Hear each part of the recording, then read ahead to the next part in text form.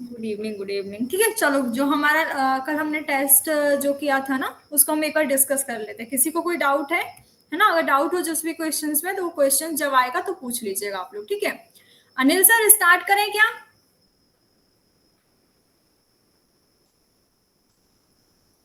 ठीक है, ओके।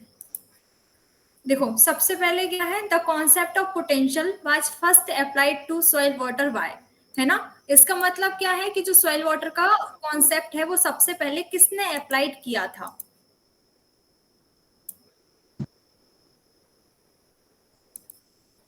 ठीक है, तो किसने अप्लाइड किया था? मैंने क्या बताया था? पोटेंशियल। पोटेंशियल में क्या होता है कि वो अपने पास से कोई चीज जाती है ना? वो निगेटिविटी को अट्रैक्ट करते हैं, तो वो लोग क्या होते हैं? दुखी होते हैं। दुखी मतलब गम, तो वकिंग घम, है ना? तो किसने दिया था वाटर पोटेंशियल का कॉन्सेप्ट? सॉइल वाटर पोटेंशियल का कॉन्सेप्ट किसने दिया था फर्स्ट टाइम? बकिंग घम ने दिया था। कब दिया था? 1907 में। कब दिया था? 1907 में, है ना? इसमें तो कोई अपन को डाउट ही नहीं है। The largest irrigated area in the world, we all know that. First is China and second is हमारी प्यारी कंट्री इंडिया, है ना? ये चाइना का 21.23 अप्रोक्स है ना?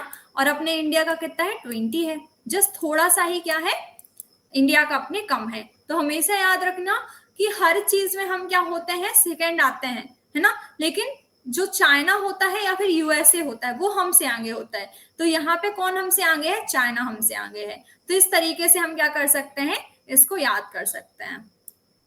अब the moisture content at which the wilting is complete and the plant dire is called, है ना? जिसमें क्या हो जाता है? बिल्टिंग इज कंप्लीट मतलब प्लांट पूरी तरीके से क्या हो गया?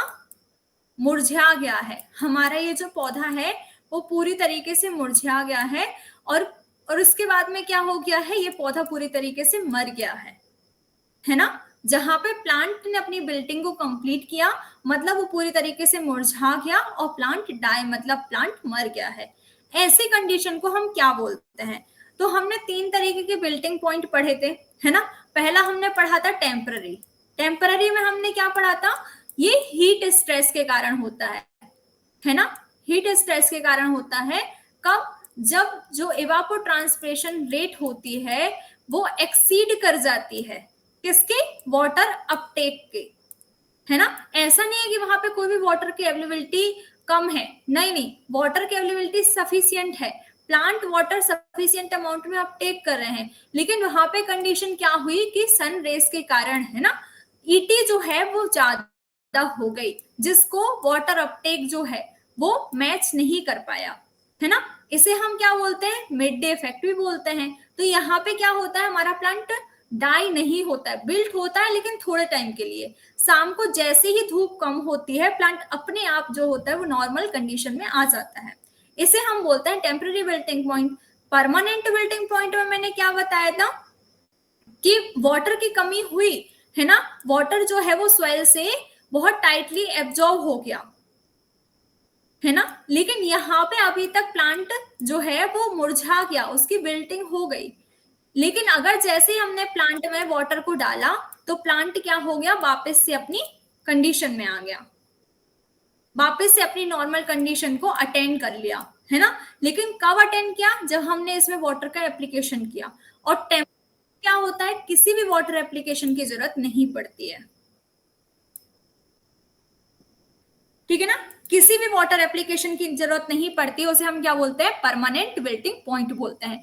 अल्टीमेट विल्टिंग पॉइंट में क्या होता है कि इतना ज्यादा पानी कम हो जाता है, हम -60 बार जो है वो फोर्स लगाना पड़ता है, अपना पोटेंशियल लगाना पड़ता है वाटर को एक्सट्रैक्ट करने के लिए, है ना? तो इतना ज्यादा पानी कम हो गया है कि प्लांट जो होता है विल्टिंग भी हो गई है, और प्लांट जो है हमारा वो मर भी गया है, वो खत्म हो गया है ना? तो ये कौन सी कंडीशन होती है? अल्टीमेट बिल्टिंग पॉइंट होती है। हमेशा याद रखना, टेम्पररी बिल्टिंग पॉइंट में प्लांट मुरझाता है ना? बिना पानी दिए वो रिकवर कर जाता है ना?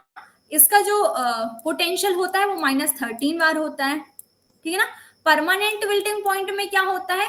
प्लांट मुरझा गया है लेकिन पानी देने के बाद ही वो अपनी नॉर्मल कंडीशन में आएगा।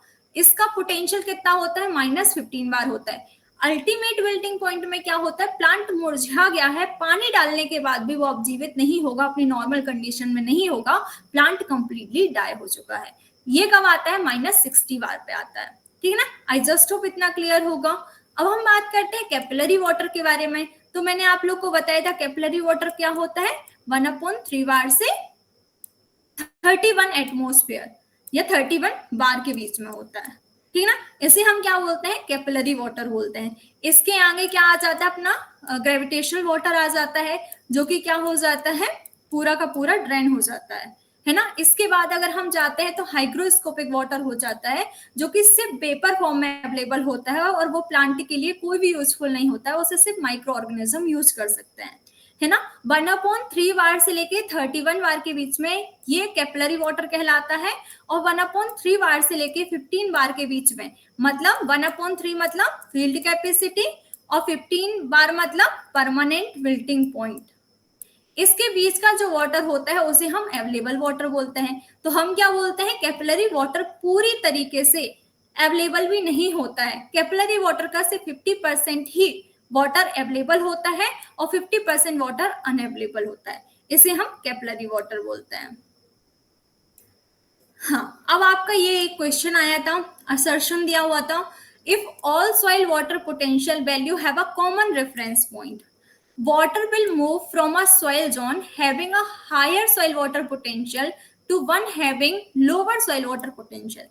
इसमें बेसिकली ये बोला गया है कि जो हमारा वाटर होता है, वाटर का जो मूवमेंट होता है सॉइल के अंदर, वो higher soil water potential to lower soil water potential की ओर मूव करता है। ठीक है ना, लोअर सॉइल वाटर पोटेंशियल की ओर मूव करता है। ये बात हम सब जानते हैं। और हम इसी हायर सॉइल वाटर पोटेंशियल को क्या बोल सकते हैं, हायर फ्री एनर्जी भी बोल सकते हैं, है ना, हायर फ्री एनर्जी भी बोल सकते हैं। और हम सभी को पता है, अगर कहीं पे भी सॉइल वाटर पोटेंशियल ज्यादा है, हायर फ्री एनर्जी है, तो वहां पे सॉल्यूट कंटेंट क्या होते हैं, कम होते हैं। सॉल्यूट कंटेंट क्या होते हैं, कम होते हैं। क्यों कम होते हैं, हम सब जानते हैं कि जो सॉल्यूट होते हैं वो वाटर को बाइंड कर लेते हैं, है ना। तो जैसे ही वो बाइंड करते हैं वैसे ही उसके जो वर्क करने की कैपेसिटी होती है उसे कम कर देते हैं। और साथ ही साथ में क्या हो जाता है, जैसे हमने एग्जाम्पल में पढ़ा था कि जो सोडियम होता है वो 6 वाटर मॉलिक्यूल को बाइंड कर लेता है ना। एक तो इसने हमारे 6 वाटर मॉलिक्यूल को अपने बीच में फंसा लिया, ऊपर से हमें इन वाटर मॉलिक्यूल को निकालने के लिए भी अपनी एनर्जी देनी पड़ रही है ना। तो वहां पे क्या हो जाता है, सॉल्यूट के प्रेजेंस से जो फ्री एनर्जी होती है वो कम होती है। तो जहां पे ज्यादा फ्री एनर्जी है वहां पे सॉल्यूट कंटेंट कम होगा, जहां पे कम फ्री एनर्जी है वहां पे सॉल्यूट कंटेंट क्या हो जाएगा, ज्यादा हो जाएगा। ठीक है ना। तो ये असर्शन तो बिल्कुल सही है ना। असर्शन क्या बोल रहा है, जो वाटर है वो मूव करता है हायर सॉइल वाटर पोटेंशियल से लोअर सॉइल वाटर पोटेंशियल की ओर, है ना। लेकिन इसका रीजन क्या दिया गया, रीजन ये दिया गया कि जो हायर सॉइल वाटर पोटेंशियल है उसमें मोर सॉल्यूट है।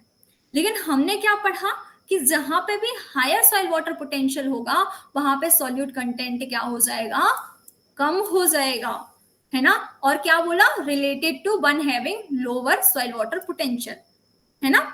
मतलब इनने ये बोला कि जहां पे हायर सॉइल वाटर पोटेंशियल है वहां पे सॉल्यूट कंटेंट ज्यादा होगा, जहां पे लोअर सॉइल वाटर पोटेंशियल है वहां पे सॉल्यूट कंटेंट भी कम होगा। लेकिन जबकि अपोजिट होता है, जहां पे पोटेंशियल ज्यादा वहां पे सॉल्यूट कम होंगे। ठीक है ना। इस तरह से हम क्या कह सकते हैं, assertion is right but reason is wrong. Right, ये असर्शन और रीजन टाइप के क्वेश्चंस कितने लोगों से सॉल्व करते आते हैं और इनका क्या मतलब है ये कितने लोग जानते हैं, किसी को जानना है क्या है। चलो मैं बता देती हूँ। देखो, असर्शन का मतलब होता है कि आपको कोई एक तथ्य दिया हुआ है ना। आपको उस तथ्य को समझना है, क्या वो जो कह रहे हैं क्या वो सही है या गलत है ना। पहली चीज ये। रीजन मतलब जो उनने तथ्य दिया हुआ है, क्या उस तथ्य का जो कारण है वो सही है, क्या जो चीज उसमें बताई गई है है ना। जैसे बोला क्या कि राम अपने कॉलेज जाता है ना।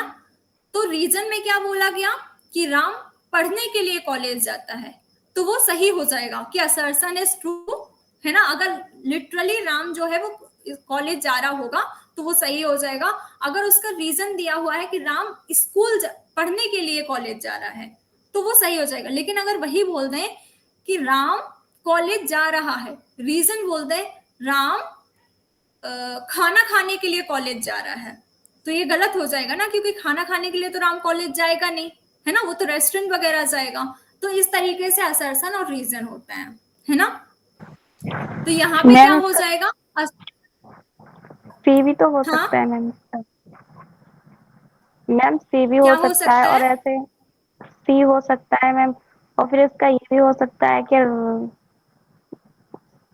क्या और सी के अलावा और कौन सा ऑप्शन हो सकता है? बी हो सकता है। D D D B. B B क्यों होगा? Yes ma'am. क्योंकि यहाँ पे रीजन ट्रू ही नहीं है ना।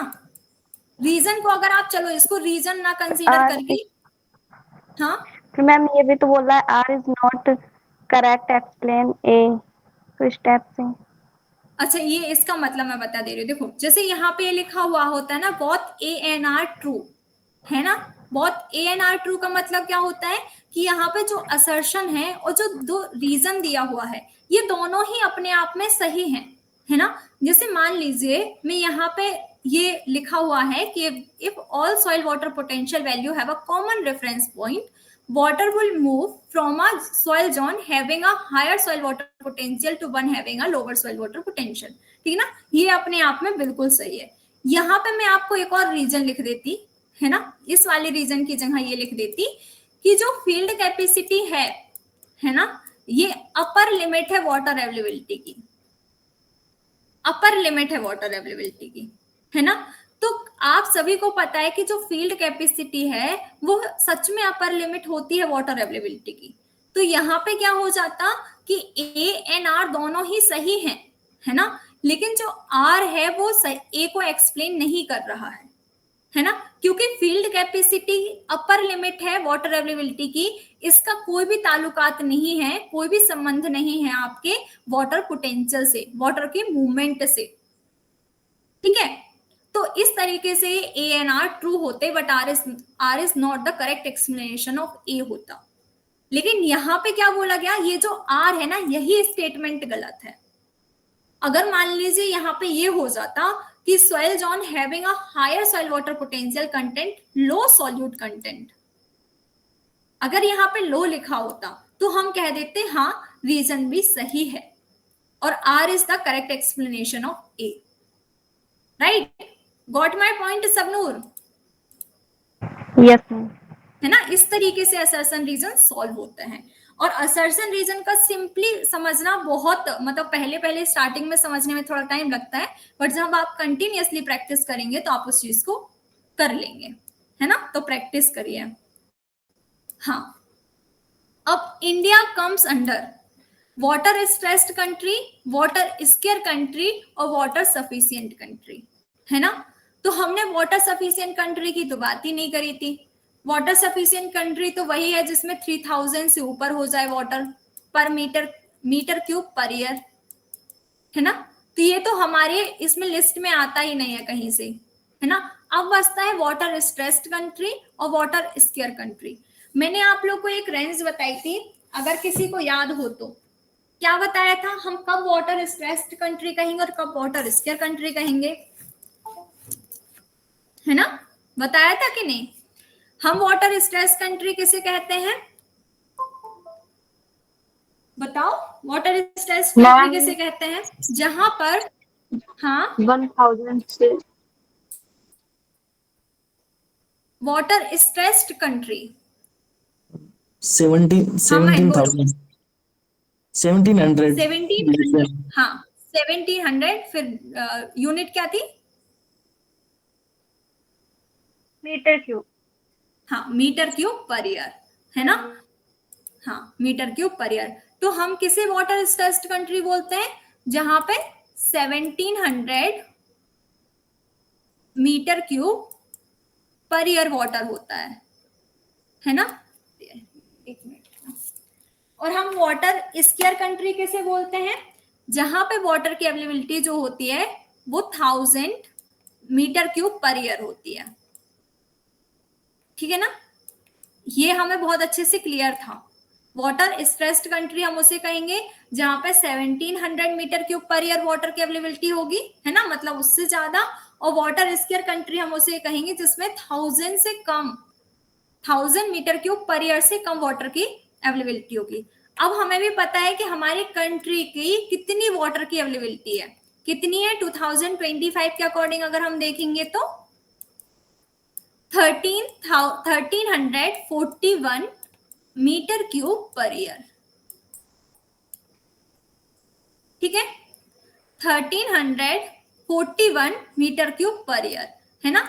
तो ये 1700 से तो कम है ना, लेकिन ये 1700 से तो कम है, लेकिन क्या ये 1000 से भी कम है? नहीं। अगर ये 1000 से कम होती तो ये वाटर स्केयर में आती, लेकिन ये वाटर स्ट्रेस्ड कंट्री क्यों है हमारी इंडिया? क्योंकि हमारे पास में 1341 metre cube per year water की अवेलेबिलिटी है, लेकिन हम उसी कंट्री को वाटर स्ट्रेस्ड कंट्री कहते हैं जिसमें less than 1700 metre cube per year की वाटर अवेलेबिलिटी होती है। तो ऑब्वियसली बात है हमारी कंट्री इससे नीचे चली गई, लेकिन इससे तो ऊपर है ना, इसलिए हम उसे वाटर स्केयर कंट्री नहीं कहेंगे बल्कि वाटर स्ट्रेस्ड कंट्री बोलते हैं, ठीक है। क्लियर ये पॉइंट।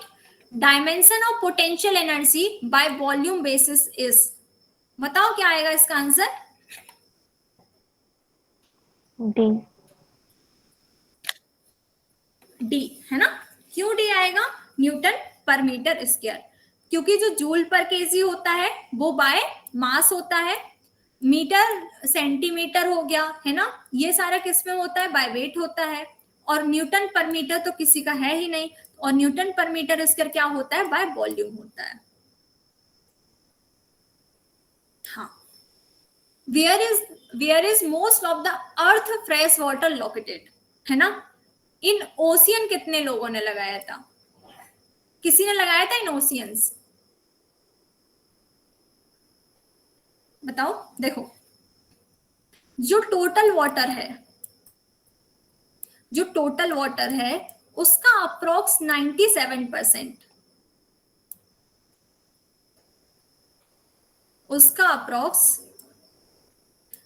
अप्रोक्स अगर हम मान के चले 97% क्या है हमारे ओशियन में है, 97.5% अप्रोक्स, है ना। एंड 2.5% ही फ्रेश वाटर है।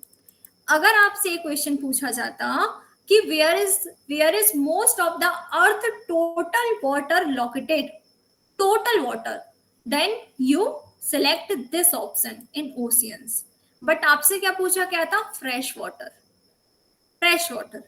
तो फ्रेश वाटर को जब हम यहां से डिवाइड करते हैं तो हम क्या बोलते हैं यहाँ पर कि जो 68.9% वाटर होता है, 68.9% वाटर होता है वो आपके आइस कैप्स एंड ग्लेशियर में होता है, और रिमेनिंग जो 29.9% वाटर होता है वो आपका ग्राउंड वाटर होता है। लाइक आप लोग ने पूरा पढ़ा होगा, मैंने एक पेज में पूरी इसकी पीपीटी में समझाया था कि कैसे कैसे वाटर डिस्ट्रीब्यूट हो रहा है। तो इस वजह से इसका आंसर ओशियंस ना आके इन आइस कैप्स एंड ग्लेशियर आएगा। किसी को डाउट है इस क्वेश्चन में? नहीं है? Very good. चलो, अब type of soil water available for normal crop growth. Normal crop growth के लिए कौन सा वाटर अवेलेबल होता है? Hygroscopic water, gravitational water, capillary water, hygroscopic water and gravitational water. आप सभी जानते हैं जो ग्रेविटेशनल वाटर होता है वो मोर देन 1/3 बार पे अवेलेबल होता है ना।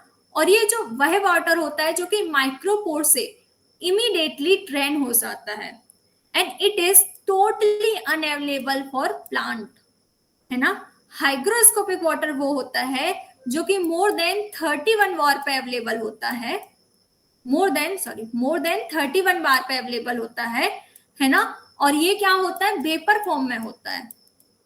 और इसका प्लांट के लिए कोई यूज नहीं होता है, इसका थोड़ी बहुत यूज जो होता है वो माइक्रो ऑर्गेनिज्म कर पाते हैं।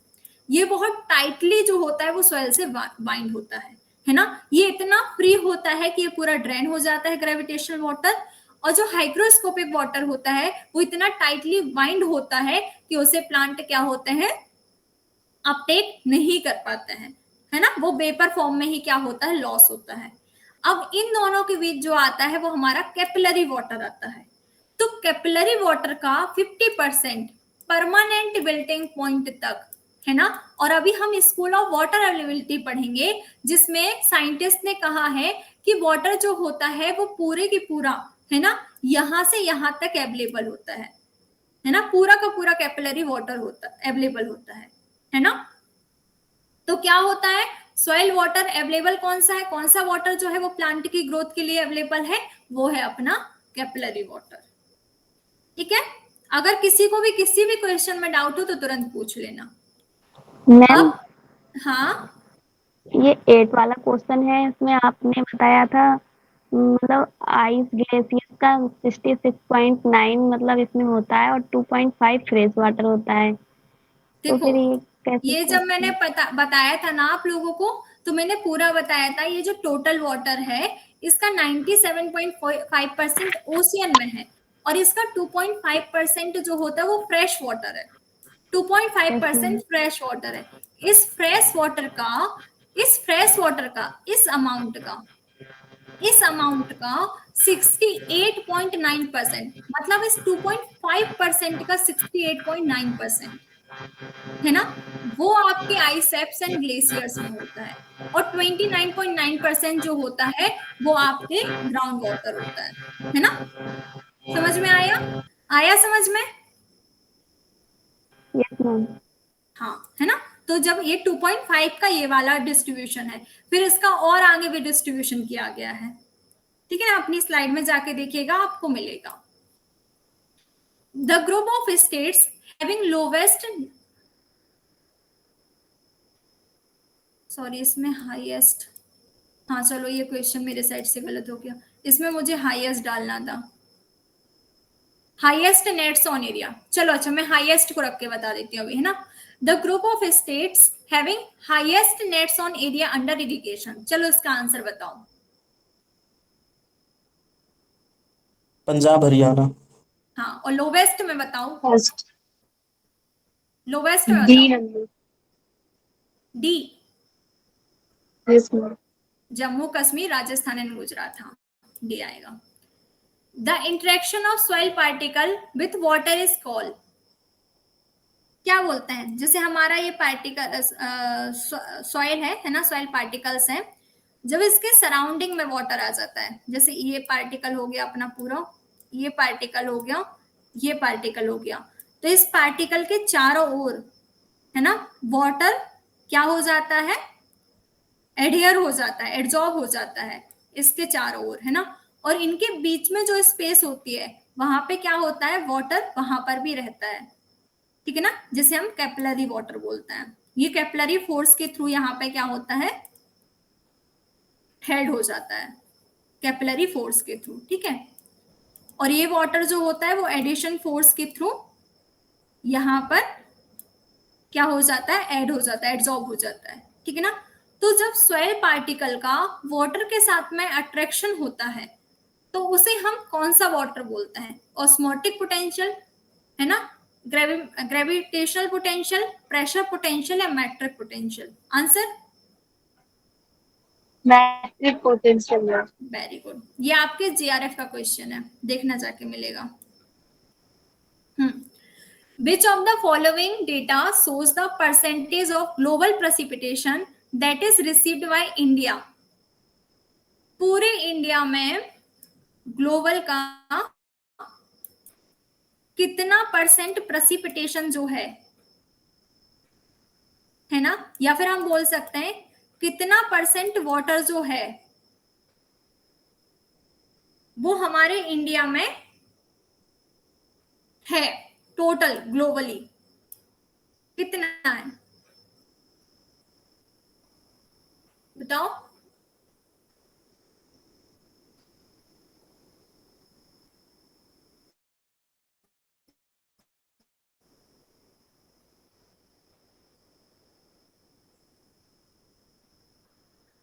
आप लोग को याद है मैंने 2.4 और 4.2 वाला एक वो बताया था, 17% वाला, डू यू रिमेम्बर इट? कि 17% टोटल पॉपुलेशन है। हाँ बताओ। मैम 17, सी वाला, हाँ C, ma'am right, D C D option. C water and 2.4 is the land, 17% land. Population. हाँ, हमारे वर्ल्ड में, हमारे इंडिया में पूरे वर्ल्ड का 17% पॉपुलेशन है, जबकि 4.2% water bodies and 2.4% land areas है। ये इसकी मैंने ना रील भी डाली थी, एग्री डॉक्टर इंस्टाग्राम पे जाके देखना आप लोग, या फिर व्हाट्सएप पे भी मिल जाएगा।